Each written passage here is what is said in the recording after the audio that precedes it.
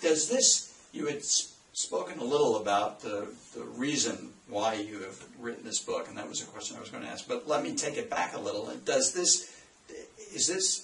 this passion been with you from the beginning? So when you were writing Hell Without Fire, Conversion in a Slave Religion, and the others about C. Eric Lincoln, was this always your purpose in writing to liberate, to empower, to open up a history that was unknown? Well, absolutely. This was my purpose. I make no apologies for it. Mm-hmm. This was about liberation because we have a very unique history. Right. And the books, most of the books that I read, they were on the periphery, they marginalized it, but nobody really hit it head on, and let the chips fall where they may. Okay. And this is what I was concerned about. It was about liberation. Remember, I'm a product of the civil rights movement. Right. I attended my seminary work at Boston University, same school where Martin Luther King attended. Yeah. Alan Knight Chalmers attended, and many other liberators attended that school. So it's in my DNA to be a liberator. Right. Okay? And as a matter of fact, as I was telling my students sometimes, I had a course by Dr. Alan Knight Chalmers, who was a Euro-American, taught us how to organize to bring about liberation for our people.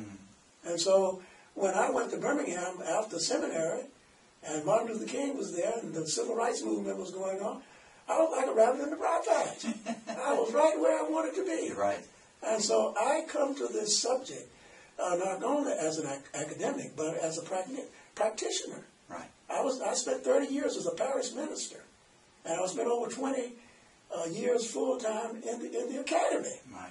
Okay, so I've had almost 50 years on both sides of the track. Yeah. But my purpose in both, whether I'm in the academy or the ecclesia, the church, I'm about the same thing, about liberation and about freedom. All right. Thank you. Let me ask you about the title. I was interested, History and Heritage of African American Churches, A Way Out of No Way. Where did that come from? Well, that comes out of the struggle of the African American experience. Mm-hmm. It's been a way out of no way. Okay. Find a way or make a way. Okay. We've had to live on crumbs. That's how we got soul food. Right. Because during slavery, the enslaved Africans could not eat the best part of the hog. Mm-hmm. The pork chop and the steak. Mm-hmm. They had to eat the chitlings and the hog maw and hog feet. Right. But they had to feed the families. Right. So this was making going a way out of no way. The church, and this church that I'm talking about, the African American church, it did not begin as a visible institution. It began as an invisible institution. Right. Okay. A church down by the riverside, where you couldn't hear nobody pray. No but musical instruments, no carpet on the floor. As a matter of fact, they didn't even have a church roll, because they were stealing away, because they wanted to have freedom to express their Africanisms, such as shouting, clapping their hand, a spirit possession, a call and response. Right. So down by the riverside, late at night, early in the morning, when they could have church to reminiscence of what they had experienced in Africa, this was making a way out of no way. Right. This is what it is. Right here at this AU Center. It is an example of a way out of no way. Right. When I come here to this library, and let me say this before I go any further, Brad Ost and Karen Jefferson and Andrea Jackson, I wouldn't have been able to have done this without you. Thank you. You have been tremendous. I don't have, my words inadequate to express my profound gratitude for what you have done. But then when I look at this library, and it's excellent, as far as I'm concerned, this venue has made the greatest improvement of any venue that I know in the AU Center has been the library. Wow. But then when I go to Emory and look at their library and compare it with what we have over here, I said, that's a way out of no way over there at the AUC. Yeah. That's what I mean by way out of no way. That's a great explanation, too. If we could steer a little bit away, I have some other questions that might be of some interest to the audience, and that is, you've been prolific in writing, and if there is somebody out there that is that has that in their heart to write, has the same desire, same passion.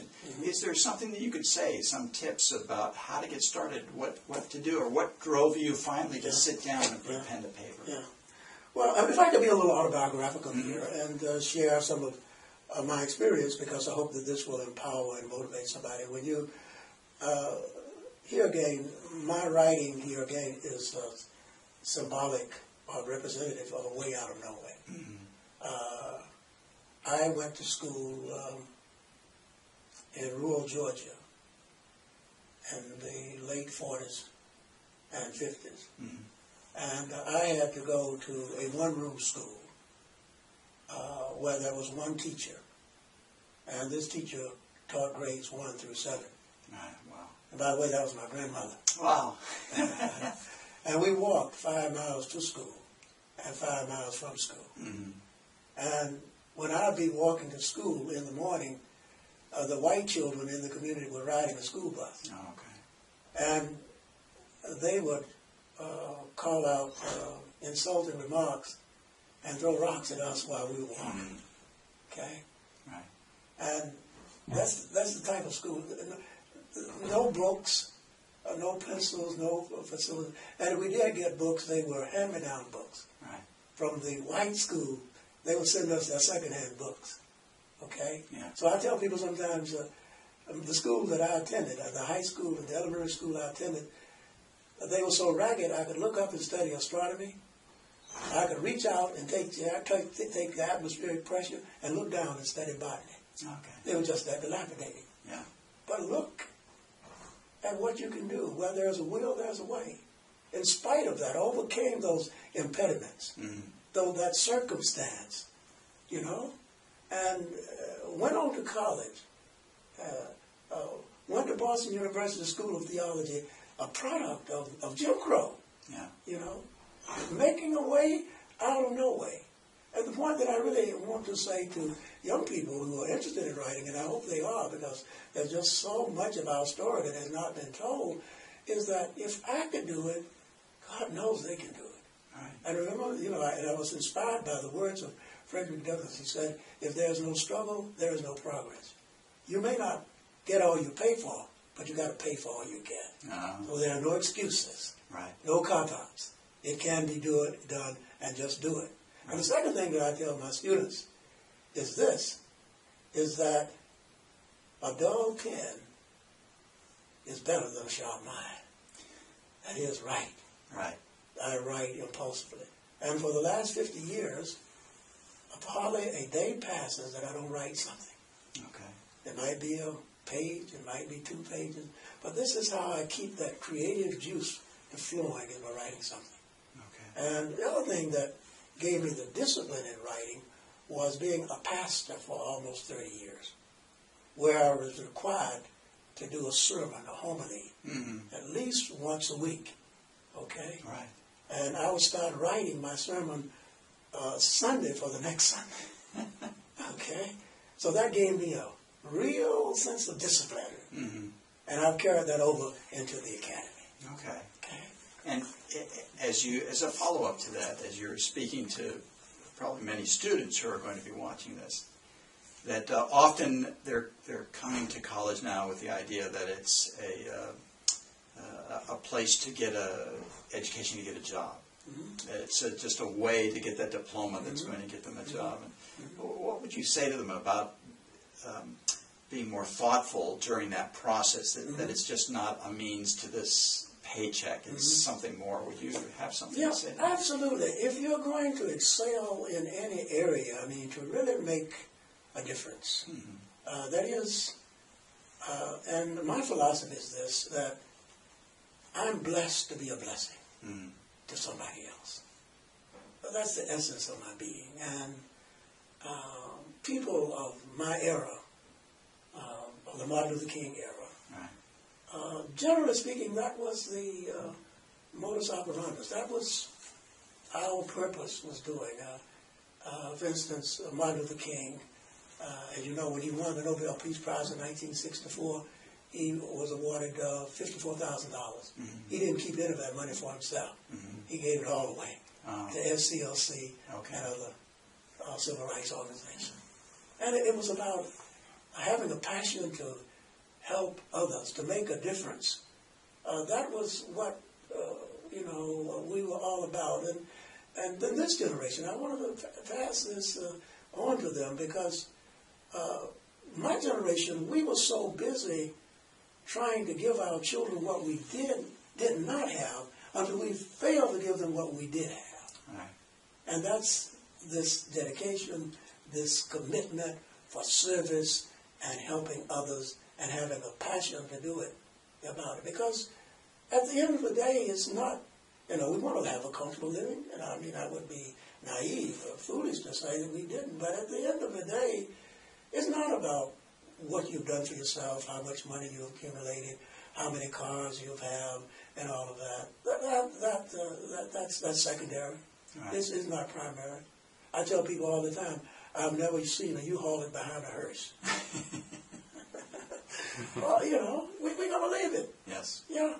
For instance, when I pastored in Los Angeles, we buried one of my members right next to Liberace's grave, his memorial there in Los Angeles at the cemetery. And one of the old sisters of the church said, I wonder how much money did he leave? No, said he left all of it. Right. All right. So at the end of the day, that's just the life. Right. And that's the great democratizer. Right. It has nothing to do with race, color, creed, PhD or no D, no house or no house. Yeah. That's just the way it is. Yeah. And that's life. Yeah. And I want young people to understand that. Okay. And if they don't understand that life is a good teacher, they'll find out. Okay. Just keep on living. It does. It does. One other question here. I'm wondering about what projects you might have coming up. What are you working on? Oh, yes. I'm glad you asked that because what's happening is that this is the 150th anniversary of the Civil War. Uh-huh. Oh, yeah. 1861. Right. And April is when it got started. Okay. And this is, 2011. So I'm working on a project on Sherman's March from Atlanta to Savannah. Okay. The emergence of independent African-American churches. And I plan to I'm writing a paper.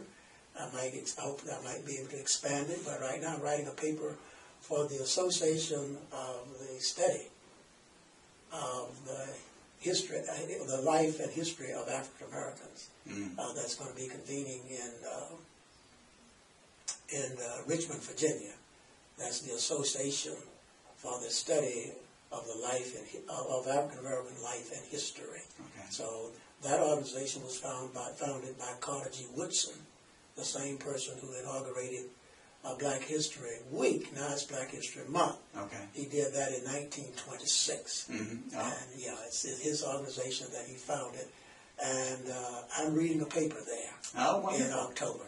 Wonderful. So I'll be calling on you and the library to help me because all of my publications that I've done in the last 20 years, I'm indebted to your library and to your wonderful services, and I appreciate you from the very bottom of my heart. Oh. It would not have been possible. Well, we appreciate it. As a matter of fact, I tell my students that the library is a sacred place. Mm. This is holy ground. It's the heart and soul of the Atlanta University Center. Wow. Thank you so much. I can't deny that we love to hear that. Dr. Whelchel, thank you very much for coming today. I very much appreciate it. The pleasure is mine. Thank you. Thank you. Take care.